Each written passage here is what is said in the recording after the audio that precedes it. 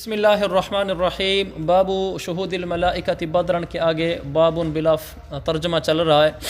حدیث نمبر 4004 حدثني محمد بن عباد قال حدثني ابن عيينة قال انفذه لنا ابن الأصبهاني سمعه من ابن معقل ان عليا كبر على سهل بن حنيف قال انه شهد بدرا۔ یہاں جو اہم بات ہے اسناد میں سے وہ انفذه ہے۔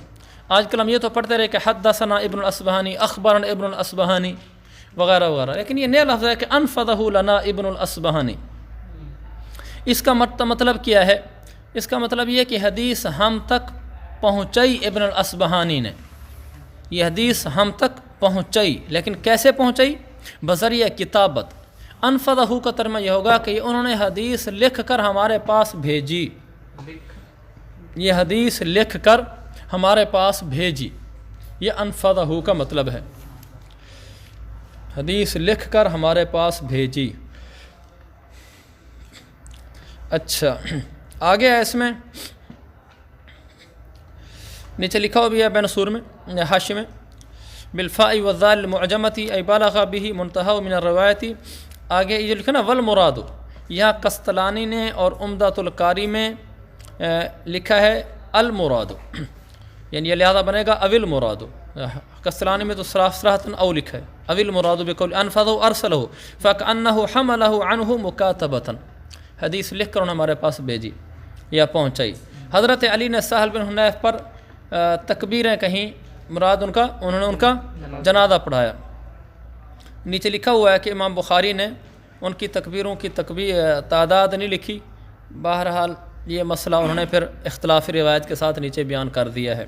یہ لکھا ہوا ہے نماز جنازہ پڑھائی، اور ان کا انتقال کوفہ میں ہوا تھا سن 38 ہجری میں۔ امام بخاری نے تکبیرات کی عدد نہیں لکھا ہے۔ ابن عیینہ نے اپنی سند سے بیان کیا کہ 6 تکبیریں تھیں، ایک قول یہ کہ 5 تھیں۔ قسطلانی نے کہا ہے کہ جنازہ کی تکبیر میں اجماع ہے کہ 4 تکبیروں سے زیادہ نہ کی جائیں، لیکن اگر امام 5ویں کہہ دے تو نماز جنازہ باطل نہیں ہوتی، البتہ مقتدی اس کی اقتداء نہ کرے۔ آگے چلو بھی ترجمہ کرو اگلی بار 4005۔ بسم اللہ الرحمن الرحیم۔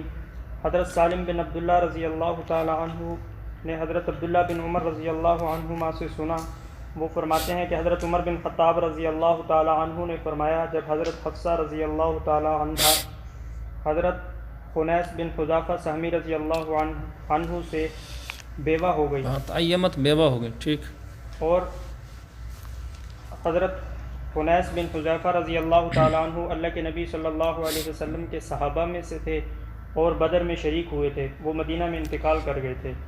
حضرت عمر رضی اللہ تعالیٰ عنہ نے فرمایا کہ میں عثمان بن عفان رضی اللہ عنہ سے ملا تو میں نے ان سے حفصہ کا ذکر کیا، میں نے کہا اگر آپ چاہیں تو ہم آپ ترجمہ کرنے میں وہ نہ تکلف کریں، جو صحیح ترجمہ ہے اس کو ہم بیان کرتے ہیں۔ میں نے ان پر حفصہ کو پیش کیا، یعنی میں نے صاف لفظوں میں کہا کہ میں اپنی بیٹی آپ کو دینا چاہتا ہوں نکاح میں، تذکرہ کیا نہیں؟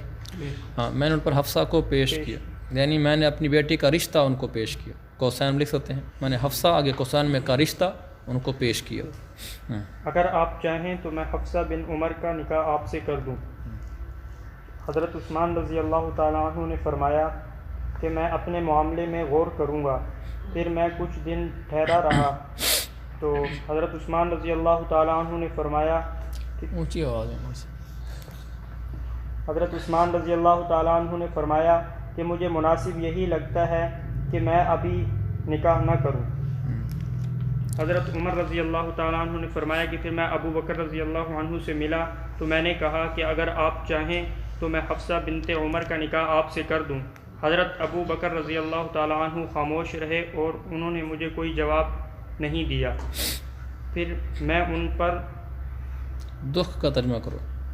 مجھے ان پر زیادہ دکھ ہوا جتنا مجھے حضرت عثمان پر ہوا تھا، حضرت عثمان پر دکھ کی نسبت مجھے ان پر زیادہ دکھ ہوا۔ پھر میں کچھ دن ٹھہرا رہا تو پھر آپ صلی اللہ علیہ وسلم نے حضرت حفصہ رضی اللہ عنہ کے نکاح کا پیغام بھیجا، پھر میں نے آپ صلی اللہ علیہ وسلم سے ان کا نکاح کر دیا۔ پھر مجھے ابو بکر ملے تو میں نے کہا، حضرت ابو بکر رضی اللہ حضرت ابو بکر نے کہا حضرت ابو بکر رضی اللہ تعالیٰ عنہ نے کہا کہ شاید کہ آپ کو مجھ پر دکھ ہوا ہوگا جب آپ نے مجھ پر حفصہ کا رشتہ پیش کیا اور میں نے آپ کو کوئی جواب نہیں دیا؟ میں نے کہا جی ہاں۔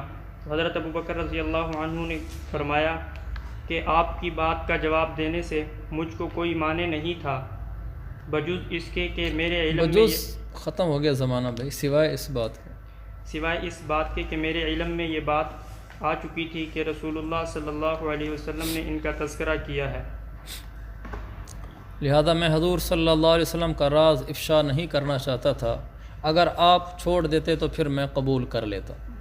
اس حدیث میں ایک بات یہ ہے، فَعَرَضْتُ عَلَيْهِ حفصہ، میں نے خود جا کر حفصہ بیٹی کو پیش کیا۔ اس سے معلوم ہوا کہ باپ خود جا کر اپنی بیٹی کا رشتہ پیش کرے تو یہ کوئی حرج کی بات نہیں ہے۔ جیسے کہ ہمارے ہاں عجم کا تکلف ہے کہ اس کو باپ یا اس لڑکی کے حق میں عار سمجھا جاتا ہے، یہ بات حضرت شیخ الاسلام صاحب نے نام الباری میں لکھی ہے۔ اس سے واضح ثابت ہو رہا ہے کہ خود پیش کے لہٰذا کوئی حرج نہیں کو جا کر اپنی بیٹی کا رشتہ پیش کرے۔ ہمارے یہاں یہ کہ خود میں کیسے جو بیٹی کا رشتہ پیش کرنا، لوگ مانگنے کے لیے آئیں، کوئی حرج نہیں، یہ اس سے ثابت ہوا ہمارے تکلفات عجم ہیں، ان کو ختم کرنا چاہیے۔ آگے کسی بات پر دکھ ہو جانا، آپس میں رنجش اس طرح کی ہو جانا جیسے ان کو بھی ٹھیس پہنچی، یہ جب انسان اکٹھے رہتے ہیں تو کسی کو کسی کی بات پر دکھ ہو بھی سکتا ہے، اس میں کوئی حرج نہیں ہے۔ اور انہوں نے پھر جب پوچھا کہ آپ کو دکھ ہوا ہوگا تو انہوں نے آگے پھر صاف بتا بھی دیا ہاں ہوا تھا، یہ نہیں کہا نہیں جی کچھ نہیں ہوتا، حالانکہ ابو بکر بڑے ہیں، عمر چھوٹے ہیں رضی اللہ عنہ، لیکن پھر بھی کہہ دیا چھوٹے نے بڑے کو جی ہاں مجھے دکھ تو ہوا تھا۔ تو صحابہ کی طبیعت میں صاف گوئی صفائی تھی۔ آگے حضرت عبداللہ بن یزید سے روایت ہے، وہ حضرت ابو مسعود رضی اللہ تعالی عنہ سے روایت کرتے ہیں، وہ نبی پاک صلی اللہ علیہ وسلم سے روایت کرتے ہیں کہ آپ صلی اللہ علیہ وسلم نے ارشاد فرمایا کہ آدمی کا اپنے اہل و عیال پر خرچ کرنا صدقہ ہے۔ اس میں البدری جو کہا اسی میں ترجمۃ الباب سے مطابقت ہے، حدیث کے اندر تو کوئی بدر کی بات نہیں ہے، لیکن اکثر یہ کہتے ہیں کہ بدر میں شریک نہیں ہوئے تھے، یہ انہوں نے صرف وہاں پڑاؤ ڈالا تھا اس لیے ان کو وہاں منسوب کیا جاتا ہے، مگر یہ کوئی معمولی اختلاف نہیں ہے۔ بڑے بڑے حضرات اس طرف گئے ہیں کہ یہ بدر میں شریک ہوئے تھے، مثلا جن میں امام مسلم بھی ہیں، امام مسلم بھی کہتے ہیں ان کی طرف گئے تھے، گو اکثریت یہ ہے ہم کہہ سکتے ہیں کہ یہی کہتے ہیں کہ یہ بدر میں شریک نہیں ہوئے تھے، لیکن بہت بڑے بڑے حضرات بھی اس طرف گئے ہیں کہ نہیں یہ بدر میں شریک تھے، گو ان کا بدر میں شریک ہونا مختلف ہی ہے۔ آگے نفقۃ الرجل علی اہل صدقہ، دیکھو میرے عزیز بھائی بہت ضروری بات ہے یہ، میں خود بھی اس حدیث کو بار بار دہراتا رہتا ہوں، اس لیے کہ ہم اپنے بال بچوں پر خرچہ تو کرتے ہی ہیں، ہر آدمی کر رہا ہے، غریب بھی امیر بھی، بچوں کو بسکٹ لے کر دیتے ہیں، بچوں کے لیے کاپیاں لے کر آتے ہیں، بچوں کے لیے کپڑے لے کر آتے ہیں، بچوں کو کھلانے کے لیے آئس کریم لے کر آتے ہیں، سب کچھ ہم سارے کرتے ہیں، بیوی کے لیے چیزیں لے کر آتے ہیں، تو اپنے بال بچوں پر خرچہ کرنا صدقہ ہے۔ تو آپ یہ نیت کریں کہ میں اپنے بال بچوں پر جو خرچہ کر رہا ہوں جس پر صدقے کا ثواب ملتا ہے، جب ثواب کی نیت کریں گے تو ماہانہ 40-50 ہزار آپ کا خرچہ ہے تو 40-50 ہزار آپ صدقہ کر رہے ہیں، 10-20 ہزار آپ کا خرچہ ہے 10-20 ہزار آپ صدقہ کر رہے ہیں ہر مہینے، تو یہ بہت بڑا اجر ہے یہ صدقے کا۔ تو نیت کریں میں صدقے کی نیت سے ان پر خرچ کر رہا ہوں، اس کا فائدہ یہ ہوگا کہ کل اگر وہ آپ کی ناشکری کرتے ہیں گھر والے، بچے آپ کے خلاف ہو جاتے ہیں، آپ کے بے ادب ہو جاتے ہیں، تو آپ کو دکھ نہیں ہوگا، اس لیے کہ میں نے تو ثواب کی نیت سے صدقہ کیا تھا، میں نے کون سے ان سے آگے بدلہ لینے کے لیے خرچ کیا تھا، تو ہمارا اجر تو پکا ہو گیا۔ آگے چلو بھائی۔ امام زہری رحمۃ اللہ علیہ فرماتے ہیں کہ میں نے عروہ بن زبیر رضی اللہ عنہ کو سنا کہ وہ حضرت عمر بن عبدالعزیز رحمۃ اللہ علیہ کے زمانہ خلافت میں یہ بات بیان فرما رہے تھے، حضرت مغیرہ بن شعبہ رضی اللہ عنہ نے عصر کی نماز کے وقت میں تاخیر کر دی، ان دنوں وہ کوفہ کے امیر تھے، تو حضرت ابو مسعود عتبہ بن عمر انصاری جو کہ زید بن حسن کے نانا تھے اور یہ نانا تھے، عمدۃ القاری میں لکھا ہے جد لأم، یہ زید بن حسن کے نانا تھے، اور بدر میں شریک ہوئے تھے۔ کون بدر میں شریک ہوئے تھے؟ زید بن حسن نہیں، یہ ہاں ابو مسعود، ہاں شاہدہ کی ضمیر ابو مسعود کی طرف جائے گی، ابو مسعود بدر میں شریک ہوئے تھے۔ چلیں آئے اور انہوں نے فرمایا کہ آپ کو معلوم ہے کہ حضرت جبریل علیہ السلام اترے تھے اور انہوں نے نماز پڑھائی تھی، پھر آپ صلی اللہ ہاں یہ لفظ ہے فصلی برسول اللہ علیہ السلام، قسطلانی نے لکھا ہے کہ وہ اترے تھے اور حضور کو نماز پڑھائی تھی، بظاہر تو صلی اللہ کو نماز پڑھی تھی لیکن آگے بھی رسول اللہ علیہ السلام معذوف ہے۔ چلیں آپ صلی اللہ علیہ وسلم نے پانچوں نمازوں کو پڑھا، پھر فرمایا کہ اسی طرح مجھے حکم دیا گیا۔ ہاں یہ دو طرح پڑھ سکتے ہیں، پھر فرمایا، حضور نے فرمایا مجھے اسی طرح حکم دیا گیا ہے، یہ بھی ٹھیک ہے، جبریل نے کہا کذا امرت، مجھے اس طرح حکم دیا گیا ہے، یہ جبریل نے کہا آپ کو اس طرح حکم دیا گیا ہے، نیچے لکھا بضم الحمزۃ و بفتح طاء علی الخطاب ہاکذا امرت، یعنی آپ کو جو نماز کا حکم دیا گیا وہ یہی والا ہے، اور ایک یہ بھی ہے کہ امرت ان اصلی بک، مجھے یہ حکم دیا گیا کہ میں آپ کو نماز پڑھاؤں۔ چلیں حضور کی طرف یہ ضمیر جا سکتی ہے۔ حضور کی ضمیر طرف کی ضمیر نہیں، یہ دونوں ضمیریں جائیں گی جبریل کی طرف، مطلب الگ الگ بنیں گے۔ جبریل نے کہا کہ آپ کو اسی طرح حکم دیا گیا یا رسول اللہ، جیسے میں نے پڑھی ہیں، اور جبریل نے یہ کہا کہ مجھے یہ حکم دیا گیا کہ میں آپ کو نماز پڑھاؤں۔ ضمیریں دونوں صورتوں میں جبریل کی طرف جائیں گی، جیسا کہ قسطلانی نے لکھا ہے۔ چلیں اسی طرح بشیر بن ابی مسعود اپنے والد سے روایت کرتے تھے۔ چلیں آگے حدیث نمبر 4008۔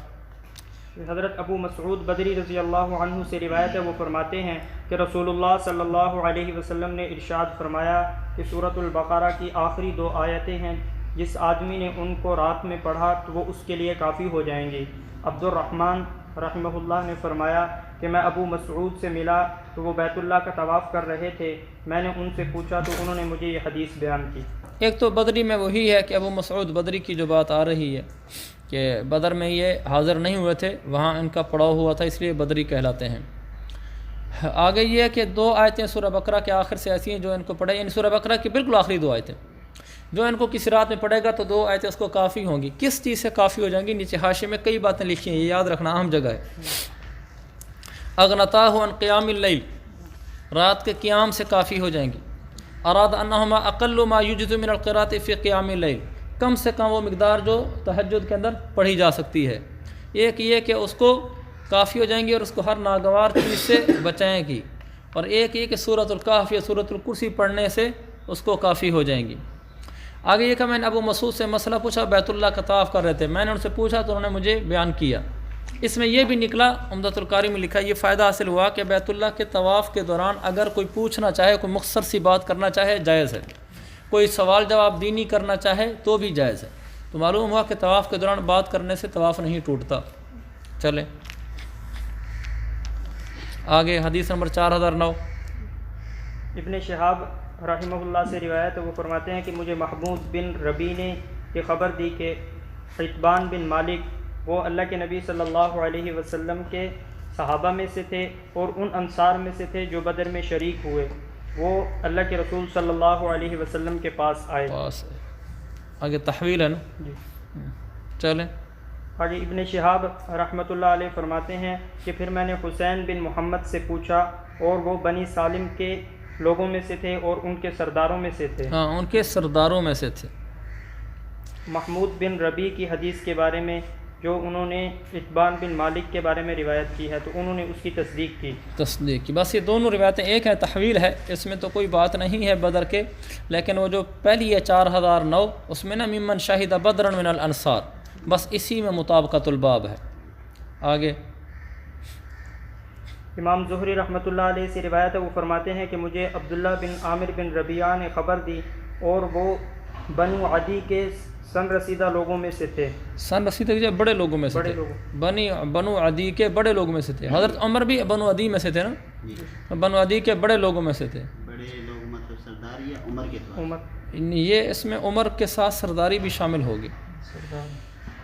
چلیں اور ان کے والد بدر میں اللہ کے نبی صلی اللہ علیہ وسلم کے ساتھ شریک ہوئے تھے، کیونکہ بڑی عمر کے لیے اسن کا لفظ استعمال ہوتا ہے۔ چلیں اور ان کے والد یعنی عبداللہ کے والد عامر بن ربیعہ وہ بدر میں اللہ کے نبی صلی اللہ علیہ وسلم کے ساتھ شریک ہوئے تھے۔ اسی لفظ میں مطابقت الباب ہے، شہید بدر میں۔ چلیں انہوں نے بیان کیا کہ حضرت عمر رضی اللہ تعالی عنہ نے قدامہ بن مظعون کو بحرین پر عامل مقرر فرمایا تھا، گورنر مقرر کیا تھا اور وہ بدر میں شریک ہوئے تھے، اور وہ عبداللہ بن عمر اور حضرت حفصہ رضی اللہ عنہما کے ماموں تھے۔ آگے حدیث نمبر 4012 اور 4013۔ چلیں امام زہری رحمۃ اللہ علیہ سے روایت ہے کہ سالم بن عبداللہ نے ان کو خبر دی اور فرمایا کہ رافع بن خدیج رضی اللہ عنہ نے خبر دی عبداللہ بن عمر رضی اللہ عنہ کو۔ یہ نا اخبر رافعو ہے، یہ فاعل ہے اور عبداللہ مفعول ہے۔ بعض جگہ نسخے میں یہ اخبرنی ہے، نیچے دیکھو نا حاشیے میں، رافع برفع فاعل والی ابی ذر عن الحموی والمستملی اخبارنی وہو خطأ. اس سے معلوم ہوا کہ بعض نسخوں کے الفاظ غلط بھی ہوتے ہیں. اخبار نہیں ہو نہیں سکتا کیونکہ اگر عبداللہ بن عمر آ رہے ہیں نا ان کو مفعول بنائیں گے. چلیں کہ ان کے دو چچا اور وہ دونوں بدر میں شریک ہوئے تھے. ہاں ان دونوں نے ان کو خبر دی کہ رسول اللہ صلی اللہ علیہ وسلم نے کھیتوں کو کرائے پر دینے سے منع فرمایا. تو میں نے سالم سے پوچھا کیا تم کھیتوں کو کرائے پر دیتے ہو؟ تو انہوں نے فرمایا جی ہاں، بے شک رافع نے اپنے اوپر زیادتی کر لی ہے. دیکھیں اس میں دو حدیثوں کو اکٹھے شمار کر دیا ہے، 4012 4013. اس کی بظاہر وجہ یہ ہے کہ ان کے دو چچا ہیں نا، دونوں نے یہ روایت بیان کی ہے، تو دو سندیں ہوگی نا. ان کے دونوں چچا کون تھے؟ ایک زہیر اور دوسرے مظاہر. نیچے حاشیے میں لکھا ہوا ہے. چچا عبداللہ کے ہیں یا رافع ہیں؟ ہاں اس میں انہوں نے کہا کہ حضور صلی اللہ علیہ وسلم نے زمینوں کو کرایہ پر دینے سے، زمین ٹھیکے پر نہیں دیتے ہم، زمینیں کھیتے پر ٹھیکے پر دینے سے منع کیا. میں نے سالم سے پوچھا تم دیتے ہو؟ کہنے لگے جی ہاں.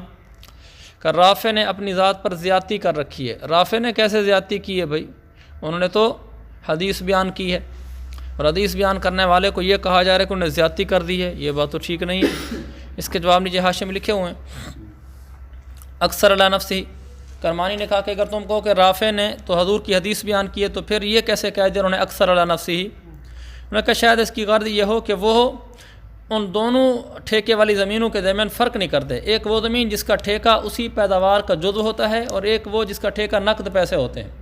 اسی پیداوار کا جزء جو ٹھیکہ متعین کیا جائے تو یہ تو منع ہے نا کہ جتنی گندم ہوگی اس گندم میں سے ہی 10 کلو مجھے دو گے ٹھیکے میں، ایک ہے میں آپ کو 10,000 روپے دوں گا جہاں سے بھی لا کر دوں. تو انہوں نے اس میں تفصیل نہیں کی، مطلق کہہ دیا کہ اللہ کے نبی نے روک دیا ہے، حالانکہ پہلا تو منہی عنہ ہے. اور ایک یہ وجہ کہ وہ ناسخ اور منسوخ میں فرق نہیں کرتے تھے. اور نیچے دو وجہ علامہ سندھی نے لکھی ہیں. لکھا ہے کہ ای اطلاق فی موضع تقیید، انہوں نے مطلق بیان کر دیا حالانکہ یہ تقیید کی جگہ ہے کہ بعض ٹھیکے جائز ہیں اور بعض ٹھیکے پر دینا جائز نہیں ہے. ورنہ کریں ممنوع تو ایک قسم ہے زمین کو ٹھیکے پر دینے کی، اور وہ یہ کہ جس میں بدل مجہول ہو، یعنی جو آگے وہ اجرت آپ کو ٹھیکہ دے گا وہ مجہول ہو کہ کتنی دے گا، یہ منع ہے اس طرح زمین کو ٹھیکے پر دینا. لیکن اگر وہ اجرت معلوم ہو کہ آپ کو زمین کا ٹھیکہ کتنا دے گا پھر تو جائز ہے.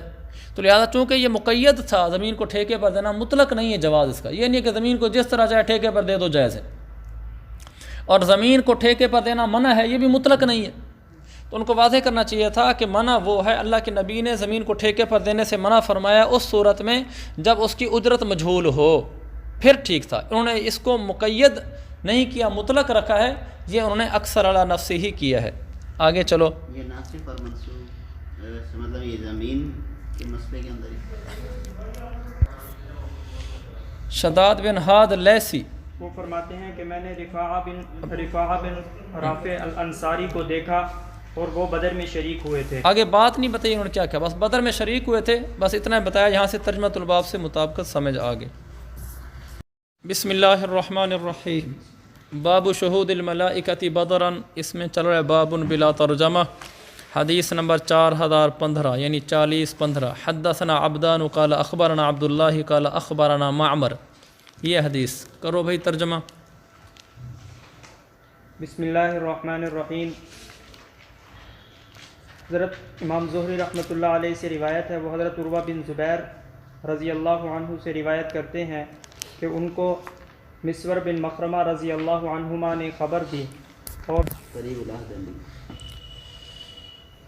ہاں چلیں. مسور بن مخرمہ نے ان کو بتایا کہ حضرت عمر بن اوف وہ بنو عامر بن لوئی کے حلیف تھے اور وہ بدر اونچی آواز میں مولانا وہ اللہ کے نبی صلی اللہ علیہ وسلم کے ساتھ بدر میں شریک ہوئے تھے کہ رسول اللہ صلی اللہ علیہ وسلم نے حضرت ابو عبیدہ بن جراح رضی اللہ عنہ کو بحرین کے جزیہ لینے کے لیے بھیجا.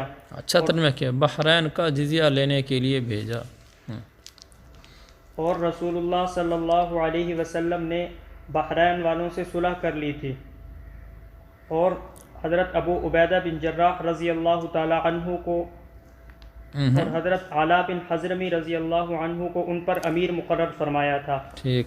تو حضرت ابو عبیدہ بن جراح رضی اللہ عنہ بحرین سے مال لے کر آئے تو انصار نے حضرت ابو عبیدہ بن جراح رضی اللہ تعالی عنہ کے آنے کے بارے میں سنا تو انہوں نے فجر کی نماز آپ صلی اللہ علیہ وسلم کے ساتھ پڑھی وافو کا معنی اے وہ حضور صلی اللہ علیہ وسلم کے پاس انہوں نے حضور صلی اللہ علیہ وسلم کے پاس آ کر فجر کی نماز ادا کی پڑھی. ٹھیک ہے، وہ محاورہ ترجمہ یہ ہوگا. ویسے وافا یوافی کا معنی ہوتا ہے آنا.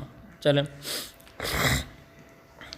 یعنی فجر کی نماز میں وہ آئے اور حضور صلی اللہ علیہ وسلم کے ساتھ نماز پڑھی.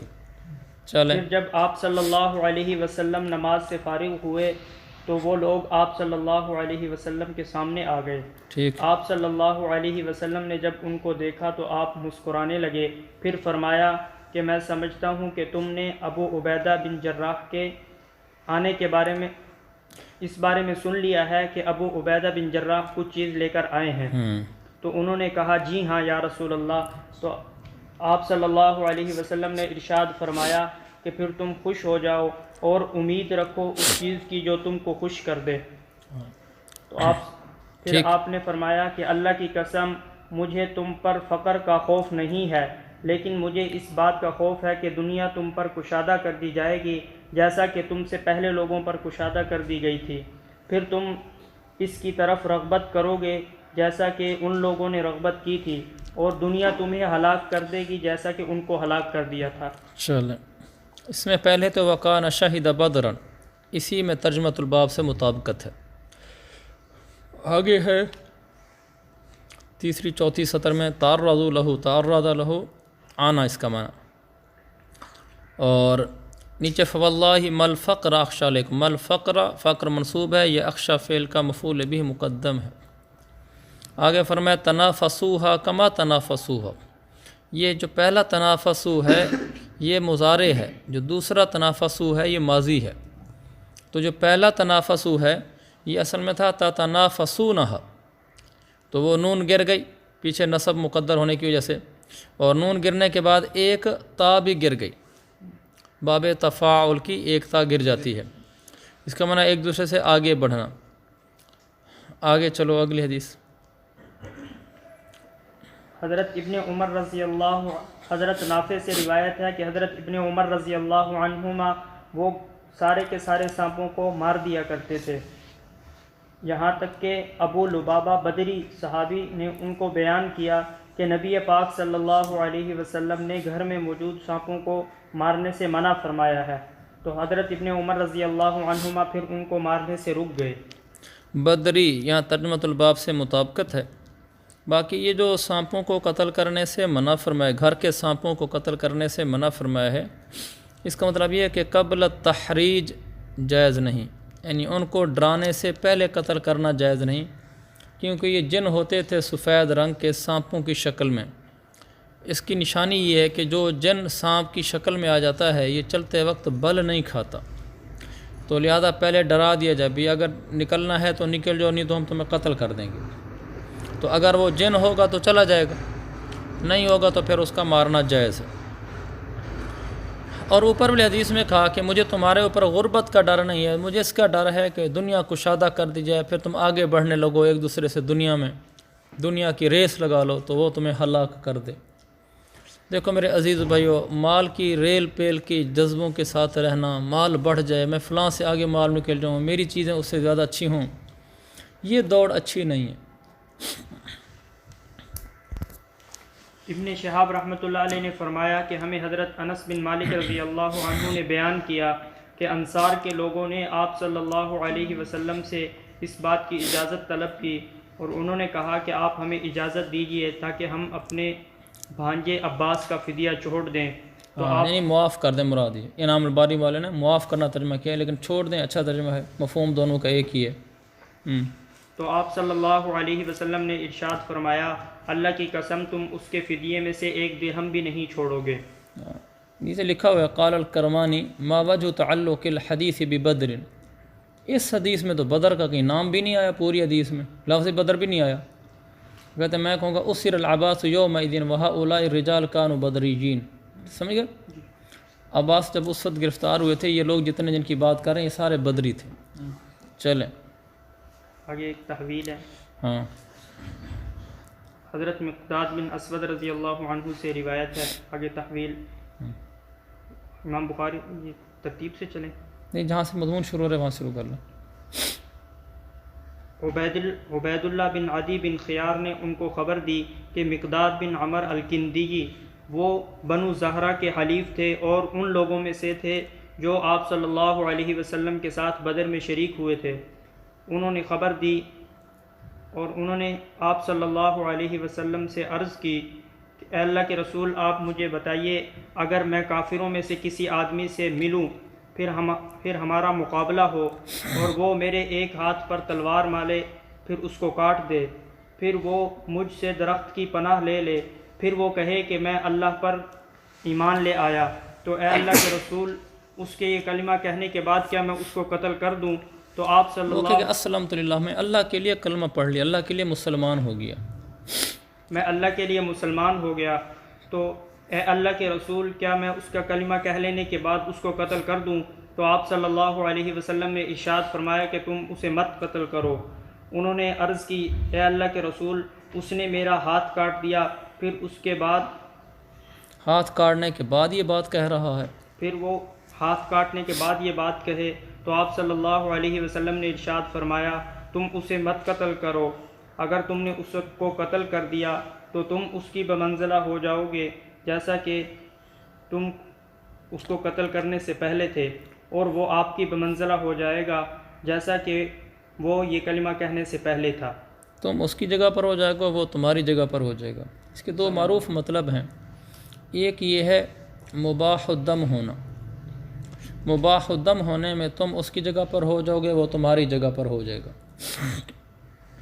اور دوسرا وہ کفر کی وجہ سے گناہ گار تھا, اب تم اس کی جگہ پر ہو جاؤ گے, تم قتل کی وجہ سے گناہ گار ہو جاؤ گے.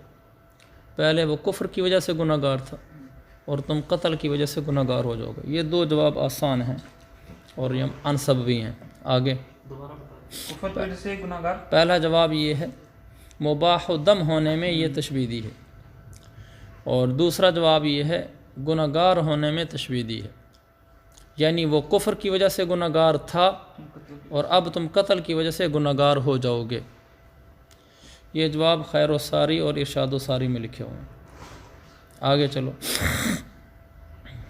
حضرت انس رضی اللہ تعالی عنہ نے فرمایا کہ رسول اللہ صلی اللہ علیہ وسلم نے بدر کے دن ارشاد فرمایا کہ کون دیکھے گا کہ ابو جہل کے ساتھ کیا ہوا. ابو جہل کا کیا ہوا؟ ما فعل ابو جہل ما صنع ابو جہل, عربی کی تعبیر ہے. ما فعل زید, زید کا کیا ہوا؟ حضرت ابن مسعود رضی اللہ عنہ, آپ نے پوچھا تھا نا صحابی سے ما فعل النغیر یا ابا عمیر, ما فعل النغیر, ابو عمیر نغیر پرندے کا کیا ہوا؟ چلیں.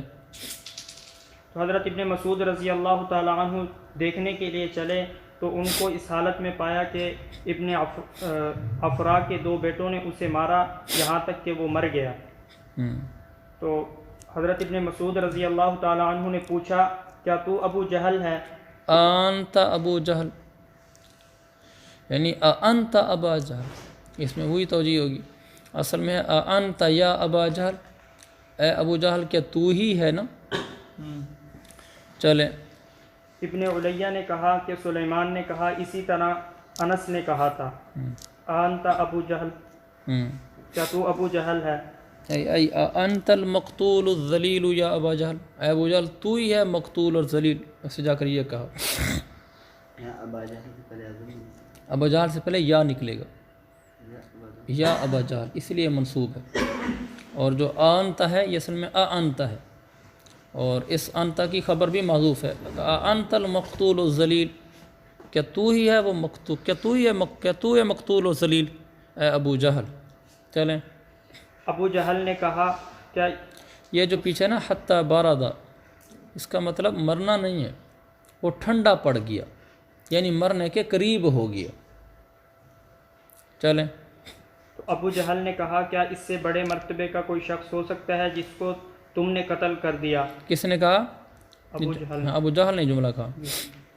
سلیمان نے اپنی روایت میں یہ کہا یا ابو جہل نے کہا قتل قومہ, یعنی اس کی قوم نے اس کو قتل کر دیا. یعنی کہنے لگا کہ بڑی بات تو نہیں ہے, قوم نے آ کر اپنے قوم کا ایک آدمی قتل کر دیا. چلیں. یہ قال کا فعل سلیمان, راوی ہوگا کوئی, وقال ابو مجلس نے کہا کہ ابو جہل نے کہا ابو جہل نہیں بھائی کالا کالا سلیمان او کالا یعنی کہ یا پھر ابو جہل نے کہا وقال ابو مجلس ابو مجلس نے کہا کہ ابو جہل نے کہا تھا کہ کاش کہ مجھے